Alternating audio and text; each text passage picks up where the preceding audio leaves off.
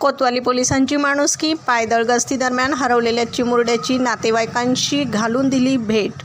नमस्कार, आपण पाहत आहात महाराष्ट्र जनता न्यूज.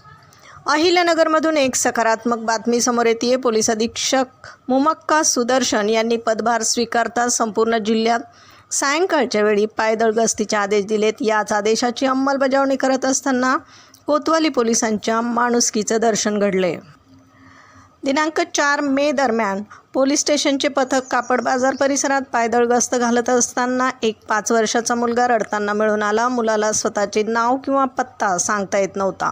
परिस्थितीचं गांभीर्य ओळखून पोलिसांनी तात्काळ मुलाचा फोटो सोशल मीडियावर व्हायरल केला आणि शोध मोहीम राबवली.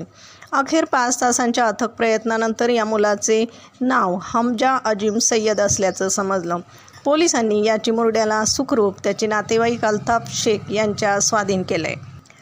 पोलीस अधीक्षक मुमक्का सुदर्शन आणि अप्पर पोलीस अधीक्षक वैभव कलुबर्मे यांच्या मार्गदर्शनाखाली पोलीस निरीक्षक संभाजी गायकवाड आणि त्यांच्या पथकाने ही कौतुकास्पद कामगिरी केली आहे.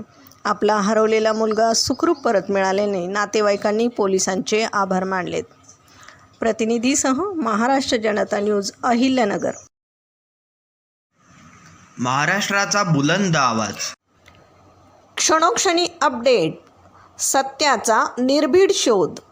राजकारण असो वा समाजकारण, शेती असो वा सामान्य माणसाचे प्रश्न, वा असो क्राईम रिपोर्ट, प्रत्येक बातमीचा अचूक वेध. ताज्या बातम्या आपल्यासाठी. पाहत रहा महाराष्ट्र जनता न्यूज. महाराष्ट्र जनता न्यूज, नंबर 1 चॅनल. आजच लाईक, शेअर आणि सबस्क्राईब करा.